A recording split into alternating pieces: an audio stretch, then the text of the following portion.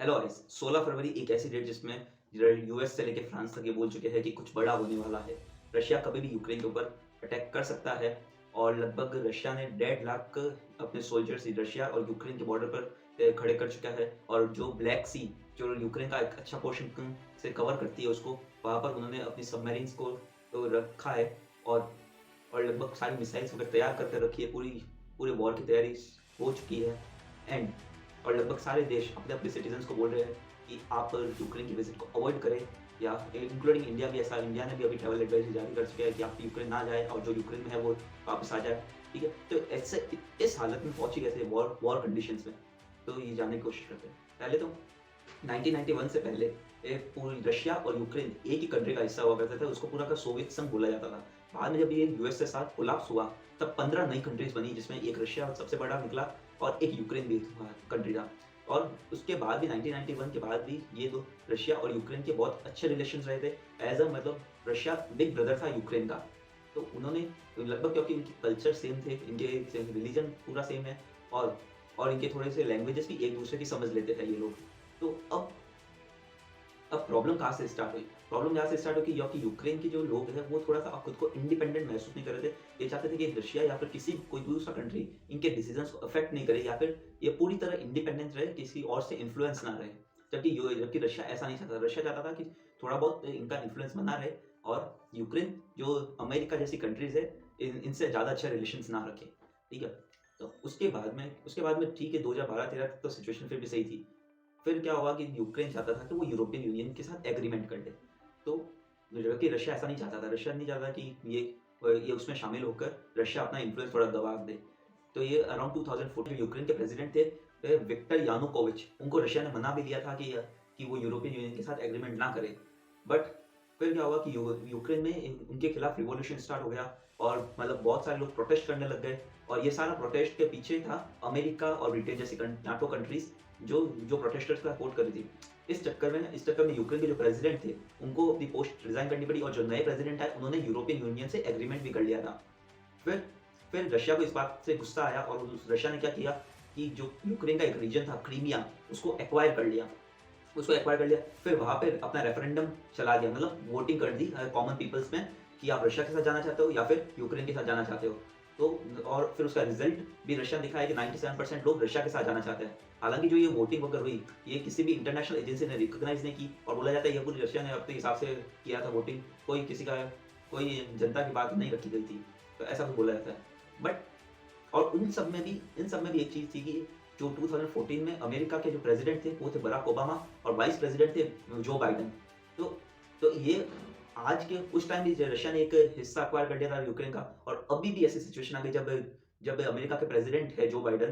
तो अब एक अमेरिका के लिए भी ईगो वाली बात आ चुकी है कि अगर अगर अगर फिर से रशिया ऐसा कुछ कर लेता है और एक बड़ा हिस्सा यूक्रेन का एक्वायर कर लेता है, तो जो बाइडेन अमेरिका के आज तक के सबसे वीकेस्ट प्रेसिडेंट माने जाएँगे, क्योंकि पहले भी ये अफ़गानिस्तान वाला ब्लंडर भी हो चुका है अमेरिका के साथ। ठीक है? अब जानते हैं कि अब अभी जो कॉन्फ्लिक्ट हो रही है, इसका मेन रीज़न क्या है?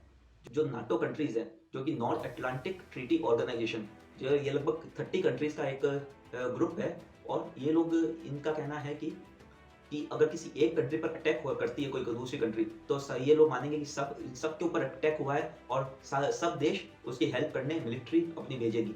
और इनमें जो मेन कंट्रीज है वो है America, Britain, Japan, France, Germany etcetera, ये सारी कंट्रीज।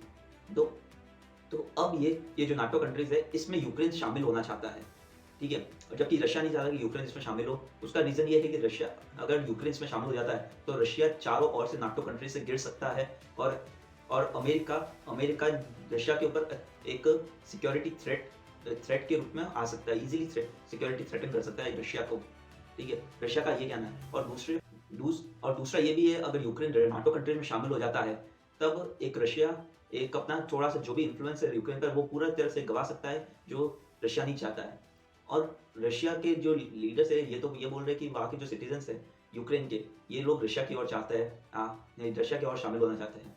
बट लगभग इसमें भी काफ़ी चीज़ें डिवाइडेड है। मतलब रशिया के जो यूक्रेन के सिटीज़न्स हैं, कुछ लोग जो रशिया के खिलाफ है, वो व्लादिमीर पुतिन को हिटलर से कंपेयर करके पर्टिकुलर वर्ड भी यूज़ कर रहे हैं उनके खिलाफ।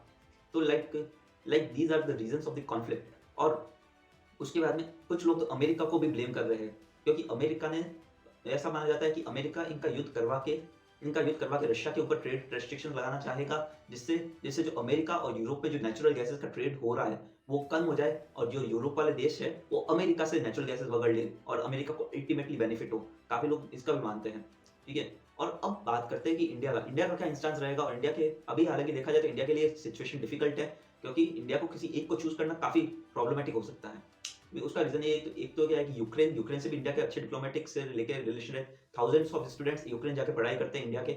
और और और इंडिया के जो दूसरे कंट्रीज से, जो नाटो कंट्रीज से रिलेशंस है, और अमेरिका वगैरह, इन सबसे भी अभी अच्छे रिलेशंस चल रहे हैं।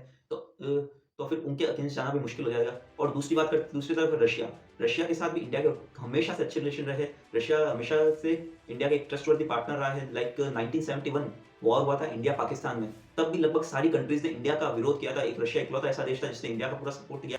और भी इंडिया के जो प्राइम मिनिस्टर है और रशिया के जो प्रेसिडेंट है वो हर साल मीटिंग करते हैं 1 to 1। और जैसे पिछले साल ही व्लादिमीर पुतिन आए थे इंडिया मीटिंग करने के लिए, खाली 3 घंटे के लिए आए थे। तो अभी इंडिया एक बहुत ही इंपॉर्टेंट पार्टनर रशिया का, और इंडिया सबसे बड़ा डिफेंस पार्टनर भी रशिया के साथ ही है। तो इंडिया, हालांकि कुछ लोग ये भी कहते हैं कि इंडिया साइलेंटली रशिया को सपोर्ट कर रहा है उसका, वैसे क्योंकि पिछले बार यूएन सिक्योरिटी काउंसिल में जब रशिया के खिलाफ वोटिंग करवाने गए थे यूएस वाले, तब इंडिया ने वोट करने से मना कर दिया था। और उसमें रशिया को ही फायदा हुआ था। उसमें ऐसा था कि रशिया को ही फायदा हुआ, रशिया ने। बट फिर भी अभी तक इंडिया यही बोलता रहा है कि वॉर नहीं होना चाहिए। बट अब ऐसी सिचुएशन आ गई है कि शायद वॉर तो होने की बहुत ज़्यादा प्रोबेबिलिटी हो गई है। तो अब देखने वाली बात है इंडिया कौन सा इंस्टांस लेता है, और पूरे वर्ल्ड पे अगर देखा जाए तो क्या इम्पैक्ट पड़ सकता है। और क्रूड ऑयल के दाम बहुत ज़्यादा बढ़ सकते हैं। और दूसरा ये भी हो सकता है कि कुछ देश जो यूक्रेन बहुत बड़ा वीट प्रोड्यूसर कंट्री है, जो बहुत ही मास लेवल पर एक्सपोर्ट भी करता है। तो कई सारी कंट्रीज यूक्रेन के ऊपर डिपेंडेंट भी है फूड के लिए। तो कुछ टाइम में फूड क्राइसिस भी हो सकता है कुछ देशों में। तो अब देखने वाली बात है होता क्या है। Let's wait and watch.